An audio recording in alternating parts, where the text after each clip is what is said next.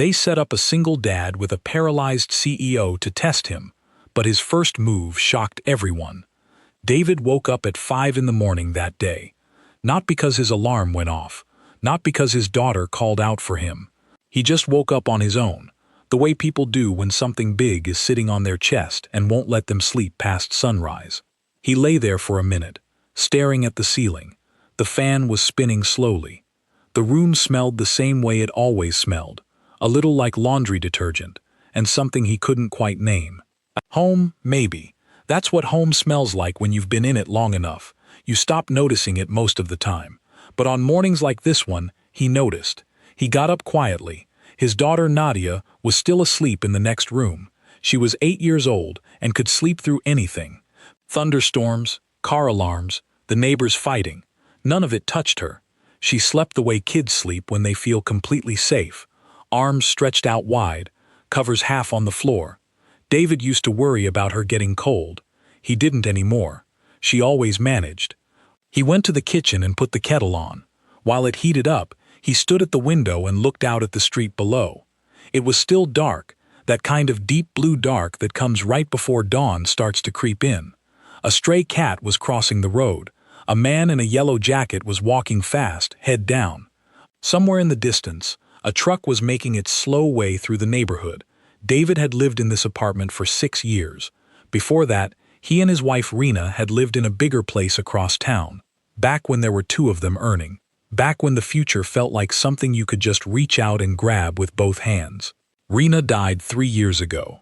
A brain aneurysm. She was 34. She had been laughing at something Nadia said at the breakfast table when it happened.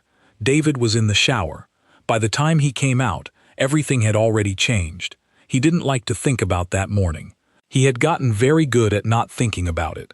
What he thought about instead, on this particular morning, was the interview. Today, he had a job interview. Not just any interview. A meeting with someone from Voss Dynamics, one of the largest logistics companies in the country.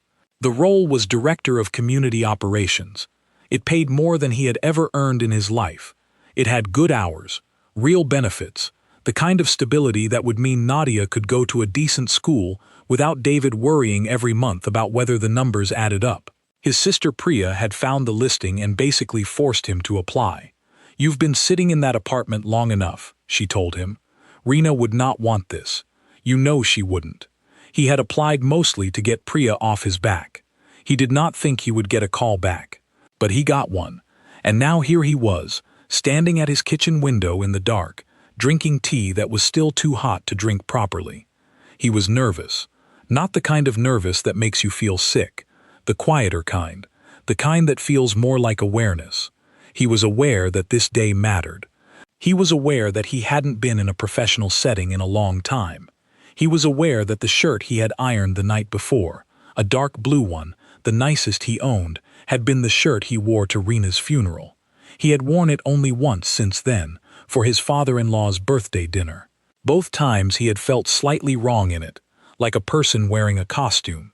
He went and ironed it again anyway, just for something to do with his hands. At 6:30, Nadia padded into the kitchen in her socks, her hair pushed up on one side the way it always got after she slept hard.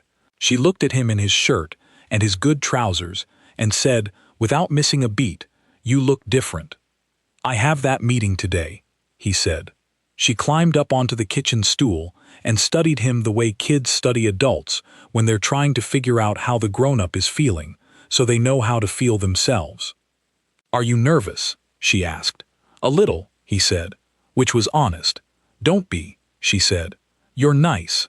Nice people always do okay." He made her toast and put a small amount of peanut butter on it, the way she liked, and watched her eat it. Then he called Priya to confirm she was coming to pick Nadia up, and Priya told him to stop worrying about the logistics and worry about the interview instead. He said he wasn't worried about either. She told him he was a terrible liar. He said thank you, and she laughed and told him to go show them what he was made of. That was the last conversation he had before he left the apartment. The hotel was about 20 minutes away by train. It was one of those places that felt expensive without being flashy. Marble floors, low lighting, chairs that looked like they belonged in a magazine. The kind of place that made you feel slightly underdressed, even if you were wearing your best shirt. David arrived 7 minutes early. The instructions he had received from a man named Derek at HR had said, "Meet at the Ashwood Lounge on the ground floor. Ask for the corner table by the window." So he found the Ashwood Lounge, a quiet corner of the hotel lobby with a few tables, soft chairs, and a bar that wasn't open yet. He found the corner table by the window. There was already someone sitting there, a woman. She was somewhere in her early 50s, he guessed, with short gray hair cut very cleanly. She was wearing a dark blazer over a white shirt, and she had the kind of posture that comes from years of sitting in boardrooms and not letting anyone see you slouch. There was a small notepad on the table in front of her, and on it, he could see his name written in careful letters. There was also a cup of coffee. She was in a wheelchair, a nice one, sleek, motorized, clearly built for someone who used it every day and needed it to work properly. It sat beside the table like any other piece of furniture. She didn't look like someone who wanted you to notice it. She looked like someone who was going to start this meeting on her terms and expected you to keep up. David would have walked straight to the table. That was his plan. Say hello, introduce himself, sit down. Simple. But as he was walking toward her, he noticed something. The table had a slight wobble to it. A server had passed by a moment earlier, moving fast, and had clipped the edge of the table with a tray. The woman's coffee cup had been nudged sideways. It was sitting now at the very edge of the table, tilted slightly on a small unevenness in the surface, the kind of subtle lean that most people wouldn't notice until the cup fell. David noticed. He didn't slow down dramatically. He didn't make a show of it. He just changed his path by about 2 steps, reached out as he passed the edge of the table and steadied the cup, moved it back to the center, not with a big gesture, just with one hand, briefly, like you would do if you were walking past your own kitchen table at home. Then he looked up at her. He said, "Sorry, that table's been uneven since I walked in. They should get someone to look at it." Then he pulled out the chair across from her and sat down. She looked at him for a moment, a long moment. He couldn't tell what she was thinking. He didn't try to fill the silence with something clever or cheerful. He just waited. She said, "You're David." "That's me," he said. "And you're—" He looked at the notepad, then back at her. "I'm sorry. They didn't tell me your name. Just the table number." She said, "Call me Ava." "Good to meet you, Ava," he said. And that was how it started. Across the lobby, at a small table near the entrance, a man named Derek sat with a cappuccino he wasn't drinking and a notebook he wasn't writing in. He was watching. Derek had been with Voss Dynamics for 11 years. He had started as a junior recruiter, worked his way up to head of people operations, and in that time had hired somewhere over 300 people. He was good at his job. He knew how to read a resume, how to structure an interview, how to spot the difference between someone who was genuinely good and someone who was just very good at seeming good. But the last 2 years had been different. 2 years ago, his boss, the woman sitting across from David right now, had come back to work after her accident. She had been gone for 4 months. When she came back in a wheelchair. And everything had changed. Not in the ways most people assumed. The company hadn't fallen apart. The shareholders hadn't panicked. Ava Voss was, if anything, sharper than she had been before. More focused. More direct. She ran meetings faster, made decisions quicker, and had a way of looking at people now that made them feel like she was reading them at a cellular level. What had changed was subtler than any of that. It was the people around her. Some of them went the route of performative sympathy. They started speaking to her more slowly, as if the wheelchair had somehow affected her hearing. They held doors open for her from 10 feet away, so she would have to acknowledge it. They made small comments about how inspiring she was, which was the kind of thing that sounds like a compliment but lands like an insult. They treated her like a story instead of a person. Others went the opposite direction. They went out of their way to never acknowledge the wheelchair at all, to such a point that it became its own kind of awkwardness. They would stand right in front of her and talk to someone behind her rather than lean down slightly to meet her eye level. They would insist on meeting in rooms that technically had elevator access but were clearly not designed with wheelchairs in mind. and they would say nothing when she had to maneuver around a poorly placed chair. They thought ignoring the reality of her situation was the same as treating her normally. It wasn't. And then there were the hires. New people coming in, people who didn't have history with Ava before the accident, people who met her for the first time now, in the wheelchair, and had to figure out in real time how to behave. Most of them got it wrong in one of those two ways. Most of them, within the first 60 seconds, had already made a decision that would color every interaction they had with her going forward, either treating her like someone fragile or treating her like the wheelchair wasn't there at all. Derek had tried to address this in standard ways: diversity training, sensitivity sessions, revised onboarding materials. None of it seemed to touch the actual problem, which was not about company policy. It was about character. Either people had it or they didn't. You couldn't train it into someone. That's when he came up with the idea for the pre-interview. He hadn't told Ava about it at first. He set it up 3 times before he mentioned it to her, and by then he had enough data to show her what he was doing and why. He would arrange for serious candidates, the ones who had already cleared the initial screens, to meet Ava in a neutral setting before the formal interview process. He framed it as a casual coffee to get a feel for the company culture, what it actually was, a chance to see how a person behaved when they didn't know they were being evaluated, when they didn't know who they were sitting with, when there was no upside to being careful. Ava had listened to his explanation with a flat expression. Then she said, "You're using me as a test." He said, "I'm using the situation. There's a difference." She was quiet for a while. Then she said, "Fine, but when I tell you someone is wrong, you don't argue with me." He agreed, and she had been right every single time. 11 candidates had sat at that corner table in the Ashwood Lounge.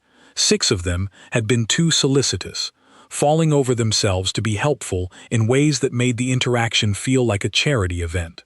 3 of them had been so determined to act normal that they'd overcorrected into rudeness without realizing it. One of them had actually said, within the first 5 minutes, "You know, my cousin is in a wheelchair too," as if that was a relevant and bonding piece of information. None of them had made it past the coffee. And now David was sitting there, and he had walked up to the table and steadied the coffee cup like it was the most obvious thing in the world, and he had said the table was uneven and they should fix it, and then he had sat down and looked at Ava like she was just a person he was meeting for the first time. Derek picked up his cappuccino and took a sip. He had a feeling this one was going to be different. Ava Voss had built her company from a single warehouse in a mid-sized city when she was 29 years old. That warehouse had 2 staff members, a second-hand forklift, and a contract with a regional food distribution chain that was barely larger than the warehouse itself. By the time she turned 40, Voss Dynamics had operations in 14 cities, employed over 8,000 people, and had posted its 4th consecutive year of record growth. People liked to write about her.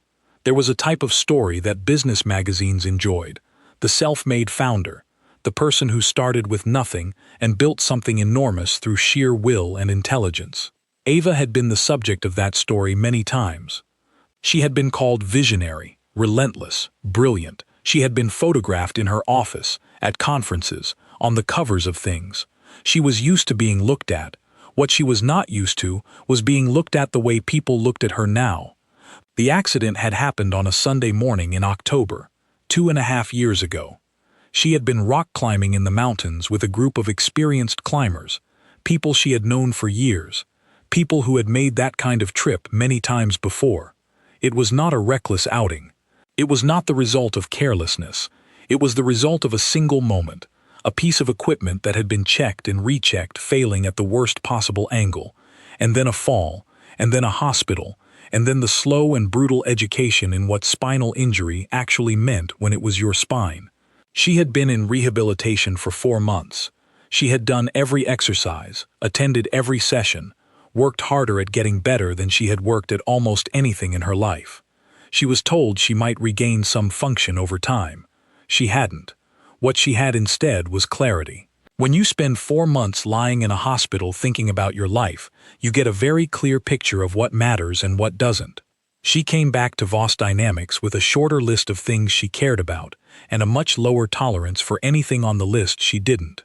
She had not expected the hardest part to be other people, not the logistics. She had adapted to those. The office had been redesigned. Her home had been adapted. She had learned how to navigate the world in a wheelchair with the same systematic approach she brought to everything else. Problems had solutions. You found the solutions and you implemented them and you moved forward. But other people were not a logistics problem. She had noticed, in those first months back, a certain look that people gave her, a quick flicker that happened in the first second, before they could catch it, a kind of recalibration, a processing. She was used to people recalibrating when they saw her. As a founder and CEO, people always adjusted when they realized who she was. This was different. This was people adjusting not to her power, but to what they perceived as her limitation, and then watching them decide, in real time, how they were going to handle it. Most of them handled it badly. Not from cruelty, from discomfort. Discomfort was, in some ways, worse than cruelty, because you couldn't be angry at it in any clean way. You just had to absorb it, over and over, every time you met someone new.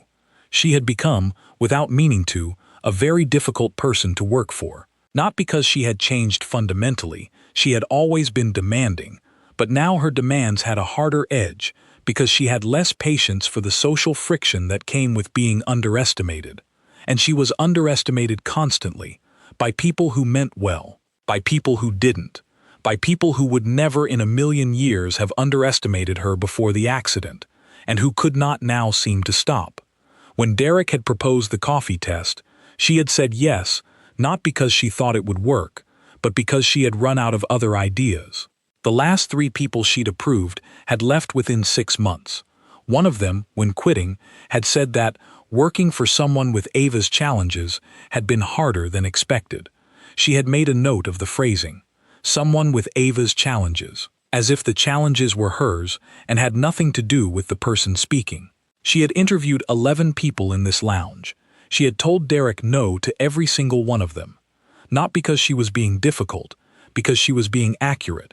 She could see exactly who each person decided she was within the first 30 seconds, and none of them had decided correctly. And now there was a man named David sitting across from her, who had walked up to her table and steadied her coffee cup without making it a thing, and had said the table was uneven, and had then sat down and looked at her like the next thing they were going to do was have a conversation. She didn't know what to do with him yet, but she was paying attention. "So," David said, settling into his chair, "have you been waiting long?" "About 10 minutes, she said. "Sorry about that. I thought I was early." "You were," she said. "I was earlier." He nodded. "Is that a habit of yours?" She looked at him. "Being early." "Being the first person in the room," he said. It wasn't a challenge. It was a genuine question, the kind a curious person asks because they actually want to know. "Usually," she said. "Me too," he said. "My wife used to say it was a sign of anxiety, but I always thought it was just, I don't know. I like having a moment to get a sense of a place before other people come into it." She said nothing for a moment. Then, "You said used to say." "She passed away," he said, straightforward. Not uncomfortable about it, not asking for sympathy, just a fact he was telling her because it was relevant to what he'd said. 3 years ago. "I'm sorry," Ava said. "Thank you," he said, and he meant it. She could tell he meant it, but he also said it in a way that moved past it, because they were 2 strangers meeting for the first time, and neither of them had come here to have that conversation. "So," he said, "Derek mentioned the role is in community operations?" She let him redirect. "That's right. We've been trying to build out our community engagement work for a few years. We do a lot of it. Grants, local partnerships, workforce training programs. But right now it's all spread across 3 departments and nobody's actually leading it. We want someone to own it." "What does own it look like, practically?" he asked. She told him, and he listened. Actually listened. Not in the way people listen when they're waiting for their turn to talk, but in the way that people listen when what you're saying is genuinely helping them think. He asked questions. Good ones. Not the kind of questions designed to make the asker look smart, but the kind that showed he had been turning the problem over in his head and wanted to understand it better. At one point he said, "Can I ask something that might be a bit out of scope?" "Go ahead," she said. The 3 departments this work is spread across. Do they actually want to give it up, or are they going to be territorial about it? She paused. That was genuinely the more important question. Both, she said honestly. 2 of them will be relieved. 1 will make it difficult. Which one? He asked. She told him. He nodded slowly. So whoever takes this role needs to have a strategy for that relationship from day one. It's not a job problem. It's a people problem. Yes, she said. That's exactly what it is. She found herself leaning forward slightly. She hadn't done that in a meeting in a long time. They talked for almost 40 minutes before she told him who she was. She didn't plan to wait that long. She usually told people much sooner, partly because it was easier, and partly because she liked to watch the moment of recognition and see what it did to them. The moment was always revealing. Every candidate, without exception, had recalibrated when they found out, had gone from talking to a woman at a coffee table to talking to the CEO of a $4 billion company. The shift was always visible. The way people held themselves changed. The questions they asked changed. Their voices changed slightly. It was like watching someone quietly press reset on who they were being. She hadn't told David yet, because honestly, she had forgotten. Not in a way she could quite explain. It wasn't that she had forgotten his reason for being there. It was more that the conversation had gotten genuinely interesting, and interrupting it felt like a waste. They had somehow gotten onto the subject of the mountains. She had brought them up herself, the way she always did at some point in these meetings. She wanted to see what people did with it. She said something about how she used to love climbing, and she watched his face. He said, "Which mountains?" Just that. Not, "That must be so hard to give up." Not, "I'm sure there are other things you can do now." Not a careful rearrangement of his expression. He just asked which mountains, like she was describing something she had done, not something she had lost. "The Dolomites," she said, watching him. "Oh," he said, and his face changed, but not the way she expected. His face changed the way it does when someone says the name of a place they find genuinely beautiful. "My daughter has a picture of them on her bedroom wall. She's 8. She calls them the Orange Mountains. I've been meaning to tell her the actual name for a couple of years now, and I keep forgetting." Ava looked at him. She said, "Why does she have a picture of them?" "Her teacher put one up in the classroom," he said. "She came home and told me about these mountains that looked like they were on fire. We looked them up together. Then she asked if she could put a picture up in her room. I said yes. That was about 2 years ago. The picture's still there." Ava thought about the Dolomites. She thought about the way the light hit the rock face in the late afternoon, that specific orange that looked artificial, like someone had decided stone should be that color and just made it so. She thought about standing at the base of one of the routes she had done, looking up, feeling the particular kind of calm that only came from having a very hard and very specific problem directly in front of her. She said, "They really do look like they're on fire, especially in the evening. Have you been to others?" he asked. "Other ranges?" "Most of the major ones," she said. "I was a serious climber for about 15 years.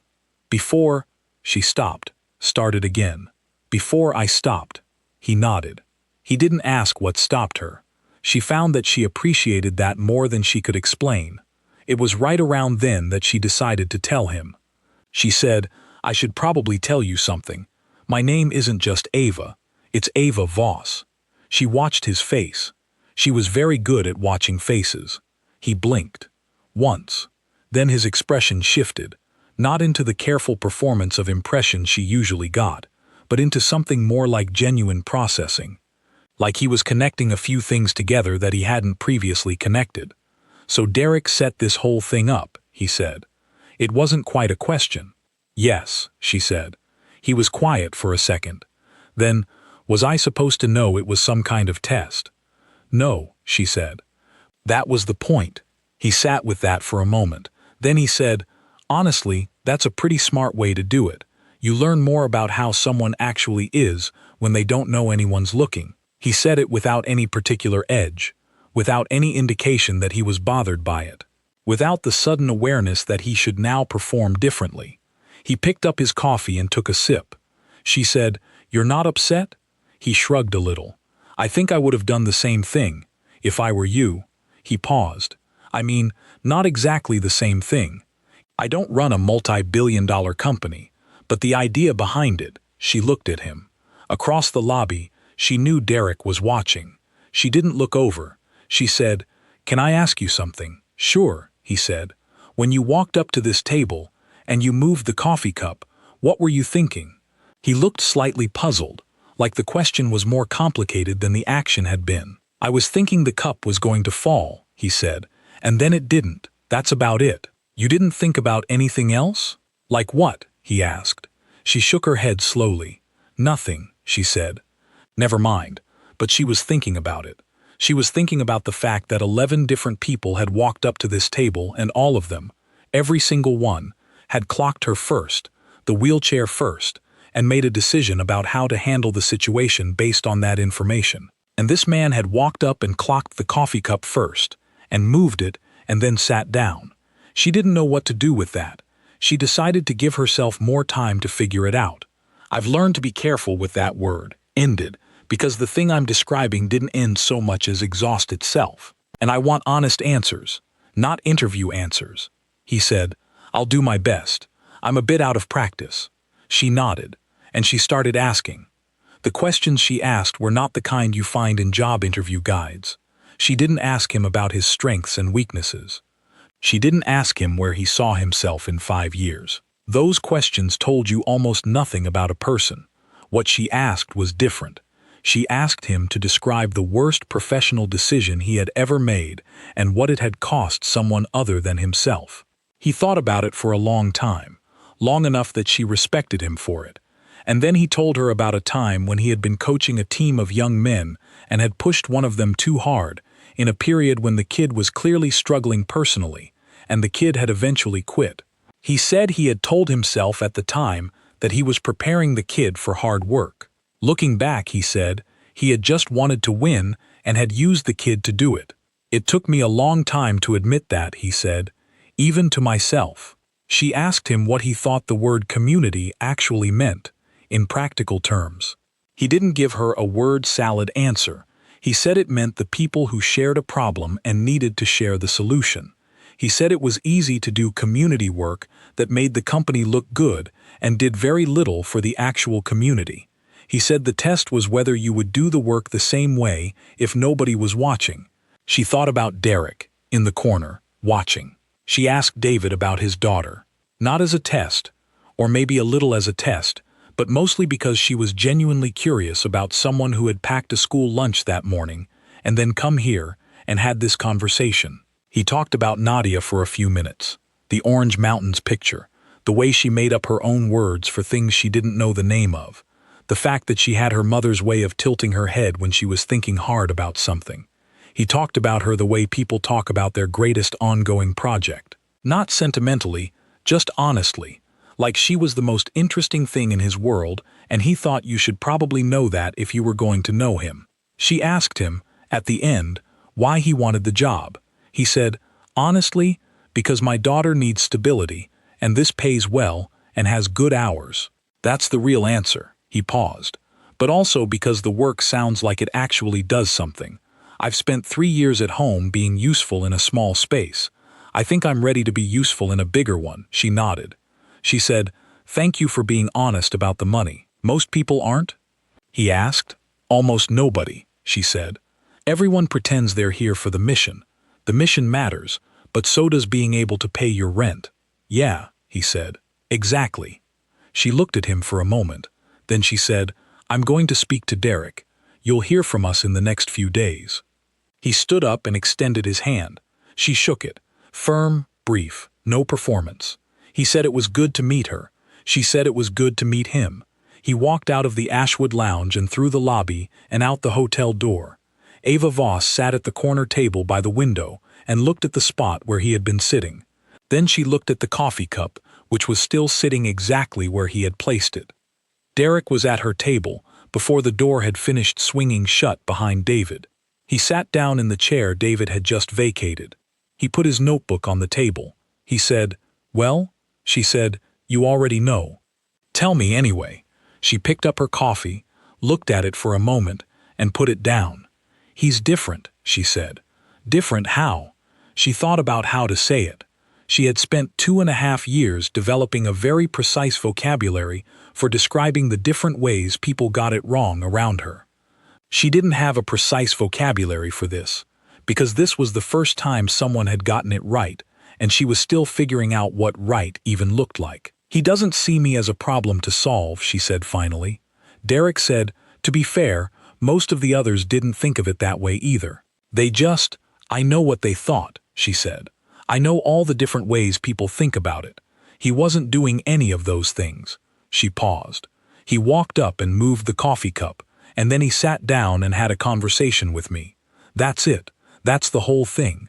She shook her head slightly. 11 people, Derek. None of them did that. Derek was quiet. She said, some of them rushed to help me before I needed helping.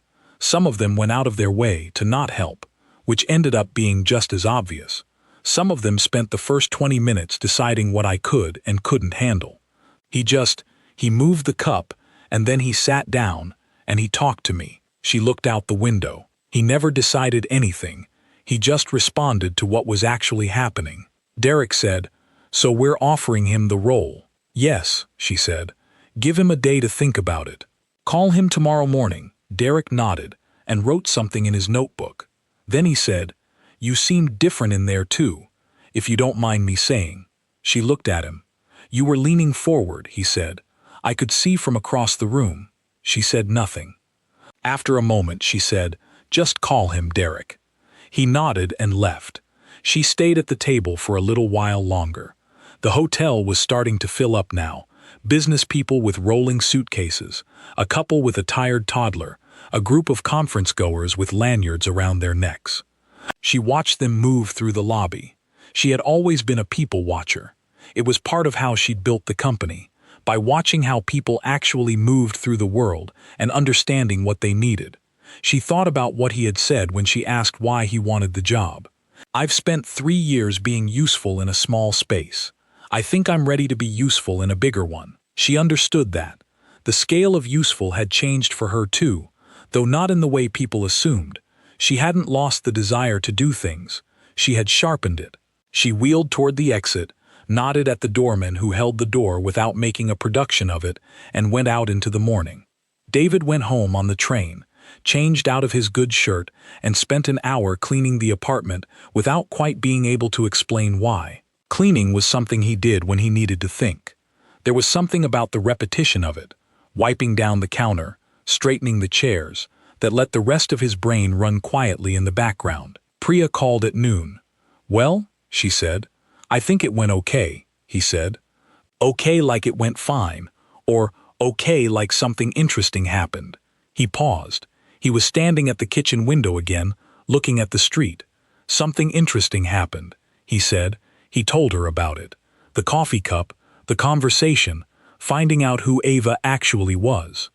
Priya listened without interrupting, which for her was remarkable.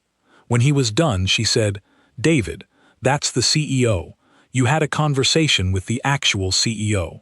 I know, he said, and you didn't know until 40 minutes in. I know, he said, and she set the whole thing up to test you. It sounds a bit strange when you put it like that, he said. It doesn't sound strange at all, Priya said. It actually makes complete sense. You know what it sounds like? It sounds like she's tired of people treating her like a situation instead of a person. He thought about that. Yeah, he said. I think that's exactly it. And you just talk to her. She's very smart, he said. Easy to talk to once you get past the part where she's evaluating you. She's always evaluating you, Priya said. That's what CEOs do. Fair point, he said. Nadia came home from school at 3:30 with a drawing she had done in art class. It was a house with very large windows and a garden with flowers that were bigger than the house. She explained that the flowers being bigger wasn't a mistake, it was a choice, because she liked flowers better than houses, and she thought the picture should show that. He put it on the refrigerator with a magnet shaped like a pineapple. Over dinner, she asked him again about the job. He said it had gone well, and he was waiting to hear back. She asked when. He said probably tomorrow or the next day. She asked what would happen if he got it. He said a lot of things would probably change, but in good ways. She asked if she would have to change schools. He said no, they would stay in the same neighborhood. She seemed satisfied with that. Then she said, "Dad, were you nervous?" "A bit," he said. "But you did okay." "I think so," he said. "Did you seem like yourself?" she asked. He looked at her. 8 years old, sitting there with a fork in her hand and spaghetti sauce on her chin, and the most straightforward version of the most important question. "Yeah," he said. "I think I did." "Good," she said, and went back to her food like that settled it. Derek called the next morning at 9:15. He was very professional and very clear. He told David that Voss Dynamics was offering him the Director of Community Operations role at the salary and benefits package that had been outlined in the application materials. He said there would be a formal interview process for the team before a final decision was made, but that Ms. Voss had indicated strong support. He said David had until end of day to decide if he wanted to proceed. David said he'd call back within the hour. He sat at the kitchen table with his tea and thought about it.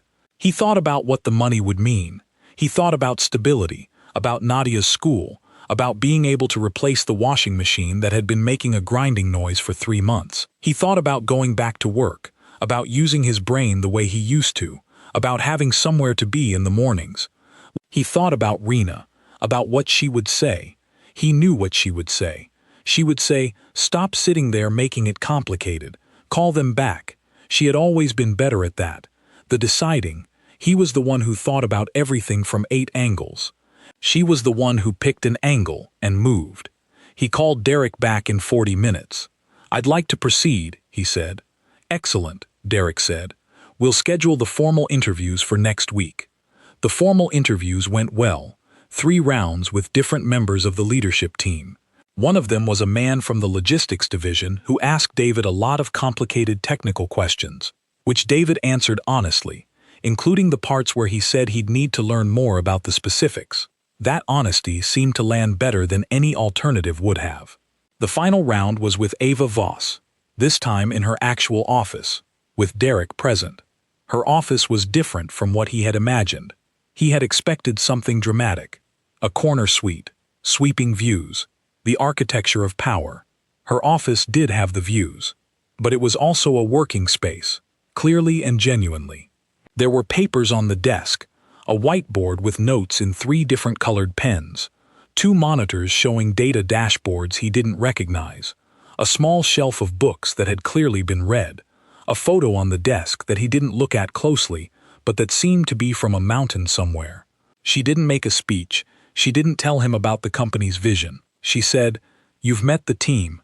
Any concerns?" He said one member of the operations team had seemed uncertain about reporting lines, and he wanted to clarify that before he started. She said that was a legitimate concern, and they would address it in the first week. He said that worked for him. She said, "One more thing. You'll work closely with me on certain projects. I don't need someone to manage around me. I need someone who's going to tell me when something isn't working." "I can do that," he said. "It's harder than it sounds," she said. "People say they can do it, then they get in the room and they don't." "I know," he said. "I'll do my best. And then after a second, and I'll expect you to tell me when I'm getting it wrong." She nodded. "Fair," she said. "You start in 2 weeks." He started in 2 weeks. The first month was a lot to take in. He spent it largely listening, in meetings, in one-on-ones, in the informal conversations that happened in hallways and near coffee machines and at the ends of video calls when people thought they were off the record. He was figuring out the landscape, who trusted who, where the real decisions were made, what people were worried about and not saying out loud. The community operations work itself was genuinely interesting. Voss Dynamics had spent years doing things with good intentions and mixed results. Grant programs that were technically generous but administratively complex enough that smaller organizations couldn't access them, workforce training partnerships that had great numbers on paper but almost no follow-through to real employment, community investment strategies that had been designed by people who had never spent time in the communities they were investing in. None of this was bad faith. It was just the gap between doing something good and doing it well. David had been in that gap before. As a coach, as a school liaison, as a parent trying to figure out how his daughter's school actually made decisions. He knew how to read it. In his second month, he proposed a restructure of the grant program. Simpler application process, shorter timelines, a direct contact at Voss for every applicant instead of a general inbox. The finance team pushed back on some of the timeline changes. He sat with them for an afternoon and worked through the numbers. They found a version that worked. He sent it to Ava with a brief summary and 2 options, the full version and a scaled-back version that was easier to implement. She responded within an hour. Full version. What do you need from me to make it happen? He wrote back, 3 signatures and someone to tell the communications team I'm coming. She wrote back, done. He liked working with her. She was direct in a way that he respected and demanding in a way that felt fair, and she listened to what he said the way people listen when they actually intend to use the information. In meetings, she was precise and quick. Outside of meetings, she was harder to read, quieter, more watchful. He got the sense that there was a version of her that very few people actually got to see, and that most of her professional interactions happened at a careful remove from it. He didn't try to bridge that distance. He figured if she wanted him closer, she'd move it herself. 3 months in, he submitted a facilities assessment proposal. It was, on the surface, a routine thing, a review of Voss Dynamics' offices, warehouses, and community partnership spaces to assess operational efficiency and identify areas for improvement. He had been asked to do something like it as part of his broader remit, but inside the proposal, buried in the 3rd section, was a detailed recommendation for a company-wide accessibility upgrade. Not the minimum required by law. They already met that.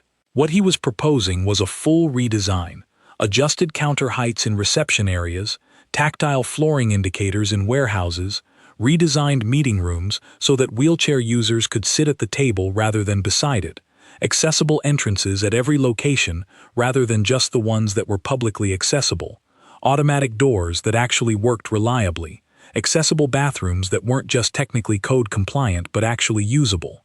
He had spent a week on that section. He had interviewed a disability inclusion consultant. He had visited 3 of the company's major facilities with that consultant and taken notes on everything that worked and everything that didn't. He had looked at case studies from other companies and noted both the successes and the things that had looked good in press releases and done very little in practice. He did not mention Ava Voss anywhere in the proposal. He did not frame it as something done for her, or inspired by her, or because of her situation. He framed it entirely in terms of operational efficiency, talent retention, legal risk reduction, and the practical reality that a significant portion of the people Voss Dynamics wanted to hire, serve, and partner with were people with disabilities, and the current setup was making that harder than it needed to be. All of that was true. He had the numbers to back it up. But that was not the only reason he had written it. He submitted it on a Thursday morning. By Thursday afternoon, Derek had called him to say that Ava wanted to see him.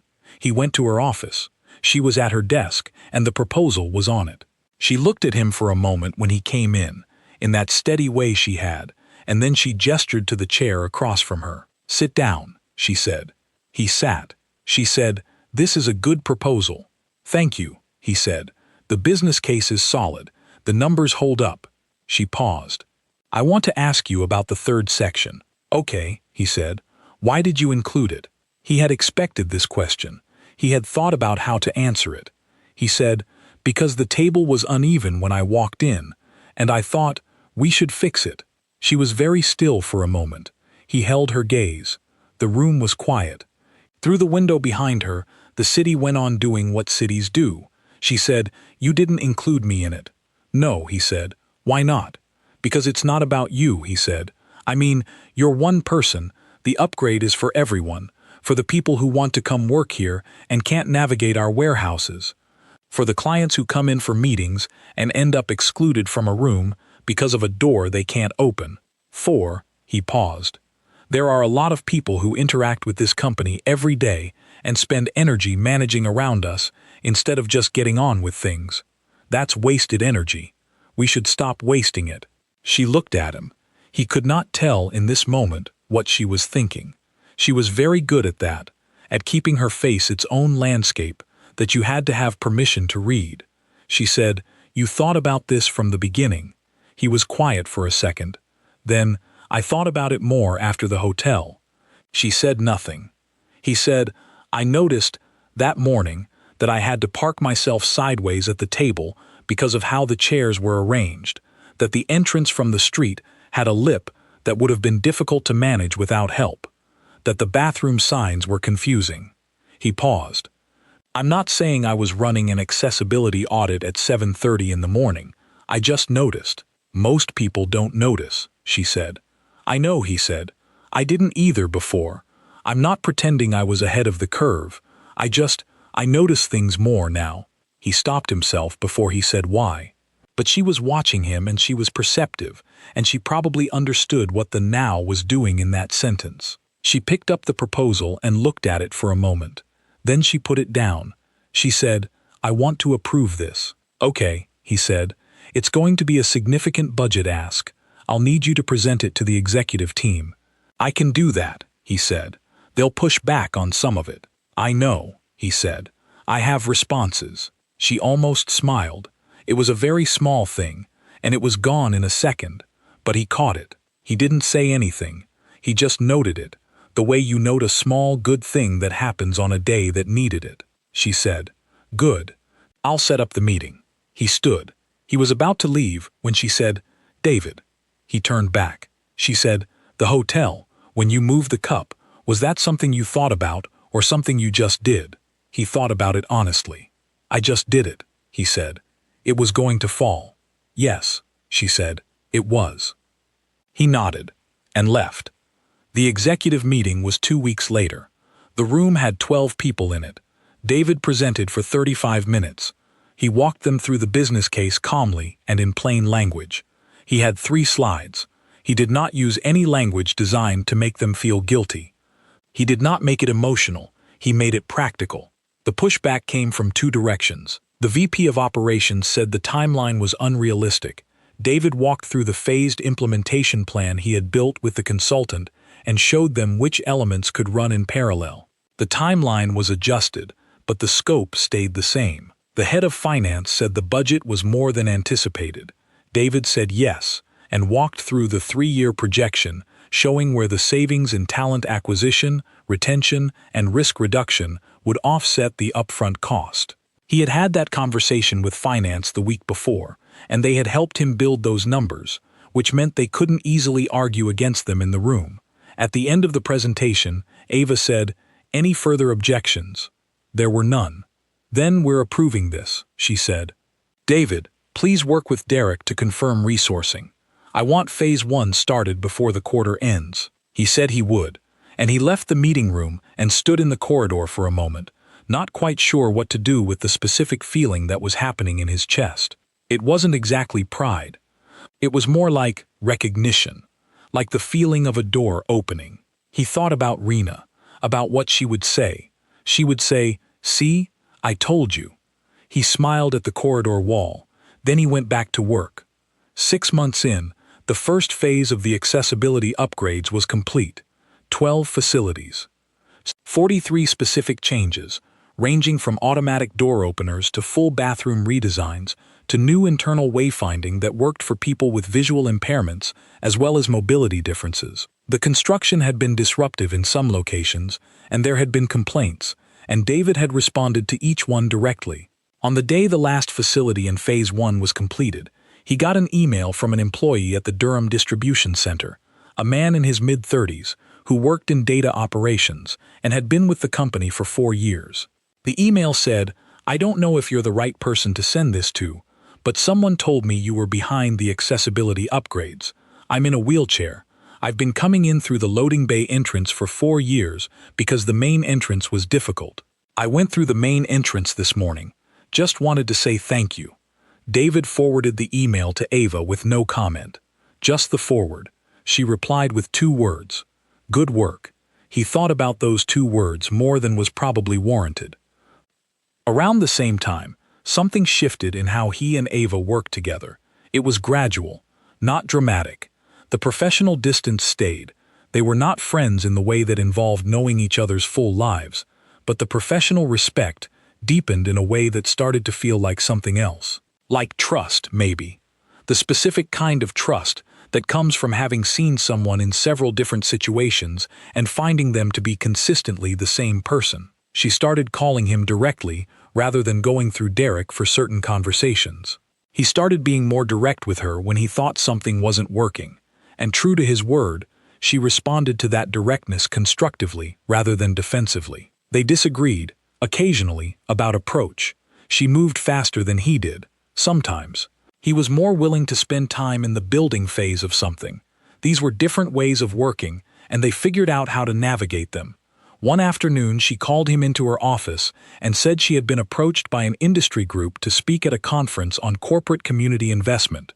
She said she was considering declining because she found most conferences like this to be more performance than substance.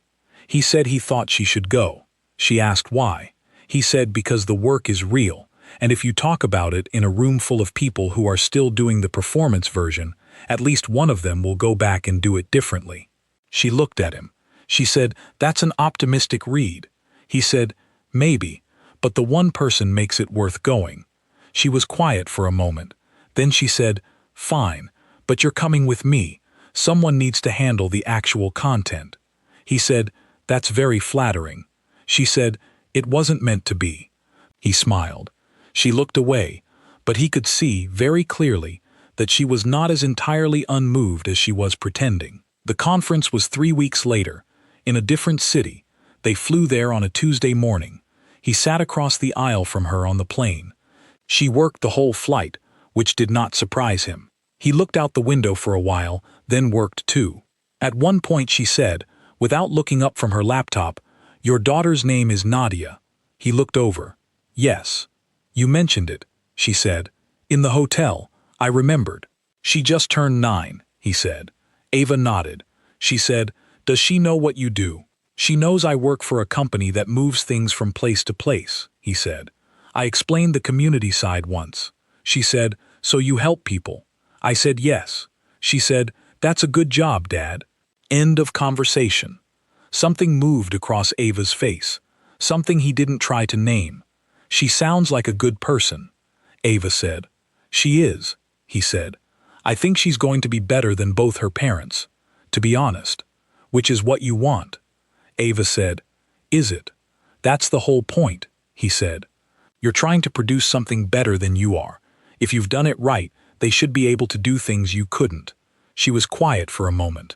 Then she said, "You think about things in an unusual way." "I think about things the way I have time to think about them," he said. "I've had a lot of slow mornings." She didn't say anything else about it, but she closed her laptop and looked out the window for a few minutes. He didn't say anything either.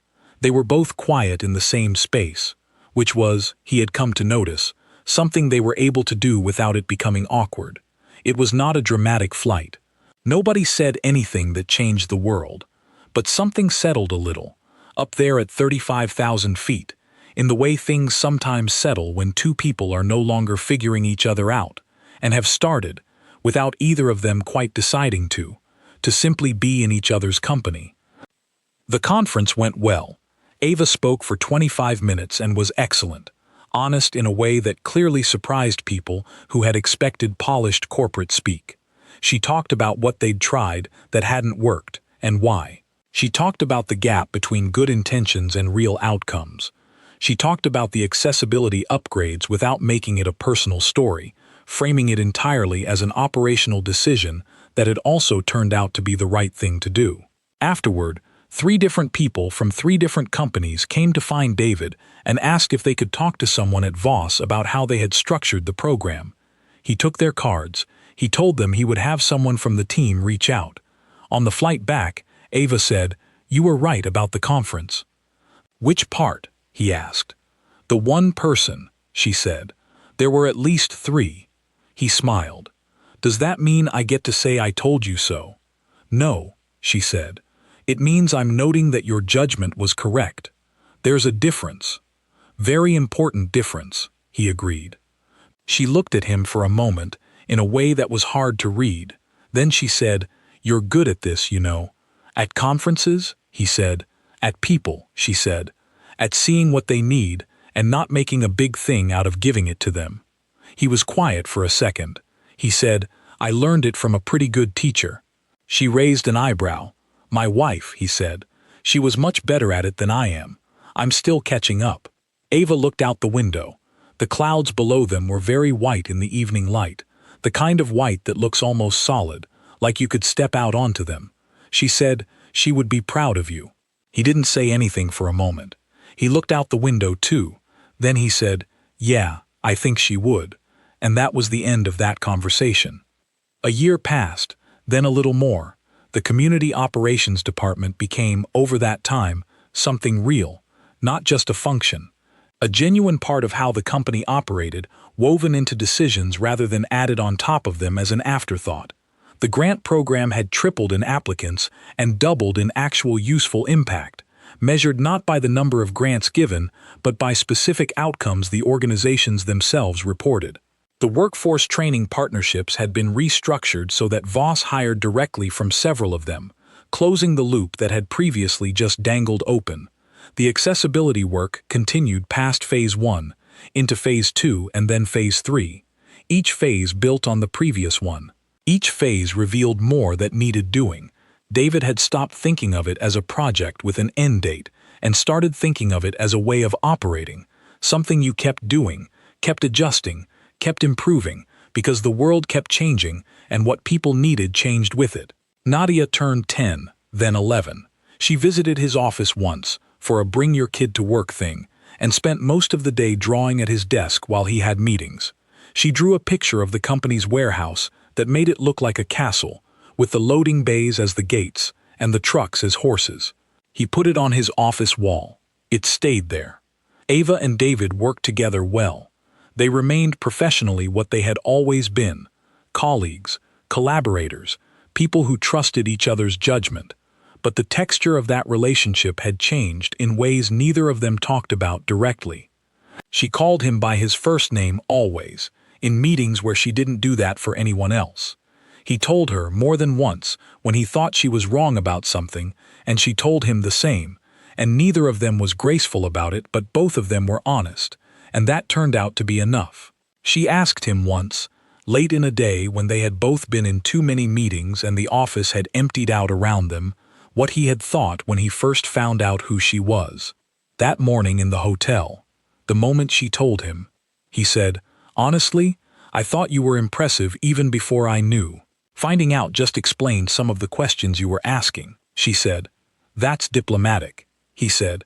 "It's also true," she said. "What did you think about the test when you found out what it was?" He thought about it. He said, "I thought it made sense. You'd been burned enough times that you needed a different way of seeing people." The hotel was a way of seeing people. He paused. "I didn't mind it. Most people would," she said. "I know," he said. "But I understood it." He looked at her. "When you lose something, you get careful about what you let in. You get careful about who you trust with the parts of you that are real." He shook his head. "I'm not saying I know exactly what you've been through. I don't. But the instinct behind it, the desire to find people who see you accurately instead of just seeing what happened to you, I understand that." She was looking at him in that quiet, steady way she had. After a moment, she said, "Yes, that's exactly it." He nodded. They sat in the quiet office for another moment or two. Outside, the city was doing what cities do in the early evening, filling with the particular energy of people moving from one part of their day to the next. She said, "I'm going to tell you something." He waited. "The first time I saw you, when you walked up to the table and moved the cup, I didn't know what to think. I was so used to people making a decision about me immediately, about how to handle me, what I needed, who I was going to be in their world. And you saw a cup that was going to fall, and you moved it." She paused. "It sounds like a very small thing." "It was a small thing," he said. "No," she said. "It wasn't. It was just an honest thing, which turned out to be very rare." She looked away. "I hired you because of a cup of coffee, essentially." "I know," he said. "I'm glad you did." She nodded. Then she said, "So am I." And she meant it. He could tell she meant it. Not as a performance of gratitude, not as something professionally appropriate to say at the end of a long day. She meant it the way people mean things when they have finally stopped being careful about what they admit. There was something else that had happened, a few weeks before that conversation, that he had not told anyone about. Not Priya, not anyone at work. He kept it to himself, not because it was shameful, but because it was one of those things that felt too personal to fit into ordinary conversation without losing something in the translation. He had been walking through the Durham facility on an inspection day. Phase 2 of the upgrades had just been completed there. He had walked through the main entrance, the one that, before the work, had had a step at the threshold that no one had gotten around to addressing for years, and he had stood in the lobby, looking at the new layout, the wider corridors, the properly placed signage, the bathroom with the door that actually swung the right way, the reception desk at a height that worked for people seated and standing both. It looked, to the ordinary eye, like a lobby, which was exactly the point. Nothing about it announced itself. Nothing said accessibility feature in the way that accessibility features sometimes did, as if the accommodation itself needed to call attention to what it was fixing. It just looked like a place that had been designed by people who had thought carefully about how human beings actually moved through the world. He stood there for about 60 seconds. Nobody was paying attention to him. He just stood there and looked at it. He thought about Rena. He thought about the last few months before she died, when things had been hard in ways they had not told anyone about, and how she had said one evening when they were both exhausted, "I just want things to be easier for people. I do not know why that is so hard." She had been talking about their specific situation, but she had meant it more broadly. She always meant things more broadly. He had been trying, in his own way, to do that, to make things easier, not dramatically, not with announcements, just practically, one table at a time, one entrance, one form that did not make you jump through 17 hoops to do something that should take 20 minutes. He thought she would have liked this lobby. He thought she would have walked through it and said, yes, like this, more like this. He went back to work. Nadia asked him, once, about Ava. She had heard the name mentioned in a phone call and was curious in the way kids are curious. Not nosily, just openly, like she thought she had a right to know things and saw no reason to pretend otherwise. She asked, "Who is Ava?" He said, "My boss." "What is she like?" He thought about it. "Very smart," he said. "Direct. She says what she thinks." "Do you like her?" "I respect her," he said. Nadia gave him a look that said she was not going to let that stand. "That is not the same thing," she said. He laughed. "No," he said, "it is not. Yes, I like her. She has had some hard things happen, and she has found a way to keep going that does not require anyone to feel sorry for her. I find that admirable." Nadia thought about this. Then she said, "Is she the reason you seem happier at work now?" He paused. "I seem happier at work?" "You seem like yourself more," she said, which was, he realized, basically the same thing she had said over a year ago, after the interview. She had a way of circling back to true things without making a big deal about it. He said, "I think the work itself is good, and the people around it are good. That helps." "Okay," she said, and went back to whatever she had been doing. He sat with that for a while afterward. The idea that he seemed like himself more, that it was visible from the outside, that his daughter had been tracking it quietly, the way kids track the emotional temperature of a home without ever saying they are doing it.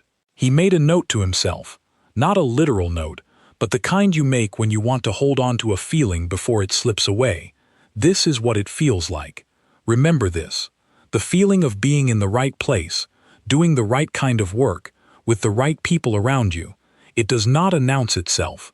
It is just there when you go looking, like coming home and realizing the place smells like home again. Later that night, David sat on his small balcony. Nadia was inside doing homework, occasionally calling out questions he answered without getting up. The city was doing its evening thing, lights coming on. The smell of someone cooking somewhere below, a dog barking 3 buildings over, a plane going overhead, a slow blink moving across the dark. He thought about the morning 14 months ago, when he had stood at his kitchen window in the dark, in his ironed shirt, drinking 2 hot tea and feeling the quiet weight of a day that mattered. He thought about a coffee cup on the edge of a table. He thought about a woman who had been waiting for someone to see her correctly and had built an entire mechanism to find out if they could. He thought about Nadia's orange mountains on the bedroom wall, about Rena's laugh at the breakfast table, about the particular feeling of a door opening. He wasn't someone who made speeches to himself, even internally. He wasn't someone who narrated his own life with a lot of meaning. But he sat on that balcony and felt, simply, quietly, without drama, that things were okay. That something had been broken and was still broken, would always be partially broken, but that life had found a way to come back around and offer him something new, and he had been paying enough attention to take it. He thought about what he had said to Nadia a year ago. "I've spent 3 years being useful in a small space. I think I'm ready to be useful in a bigger one." He had been right. He hadn't known, when he said it, exactly what that would look like. He still wasn't sure. But he knew, in the way you know things that happen quietly rather than all at once, that he was in the right place, doing the right kind of work, with the right kind of people around him. That was enough. That was honestly more than enough. Inside, Nadia called out, "Dad, what's the capital of Canada?" "Ottawa," he called back. "How do you spell it?" "Ottawa. "Thank you." A pause. "Dad, yeah? Can we get takeout tonight? I really don't want pasta again." He laughed. "Yeah," he said, "we can get takeout." He sat on the balcony for another minute. The city hummed around him. The plane was gone. The dog had stopped barking. Somewhere below, the person was still cooking, and whatever it was smelled good. He got up and went inside. Somewhere across the city, in a penthouse that overlooked the same skyline from a different angle, Ava Voss was sitting at her desk. She was not looking at work. She was looking at a photograph on her shelf, one she had kept there for 2 years, since the accident. It was a picture taken from one of the Dolomite routes, looking out across the valley below. The stone in the photograph was that particular orange that her employee's daughter had apparently called the right thing without ever visiting. She had looked at this picture many times. She had looked at it the way you look at a thing that represents everything that changed, as proof, as reminder, as a kind of private conversation with the person she used to be. Tonight, she looked at it differently.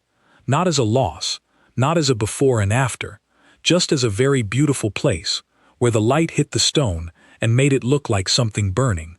She had been there, she had done hard things there, and then other things had happened, and she had done hard things in a different way, and somewhere in the middle of all of it, a man had walked into a hotel lobby and moved a coffee cup and looked at her like she was just a person he was meeting for the first time. She thought about what he had said. It was going to fall. That's about it. She had asked that question because she still, 14 months later, could not entirely believe that it was that simple, that someone could see a cup about to fall and just reach out and catch it, with no calculation, no strategy, no careful maneuvering of how it would look. Just, it was going to fall. So he moved it.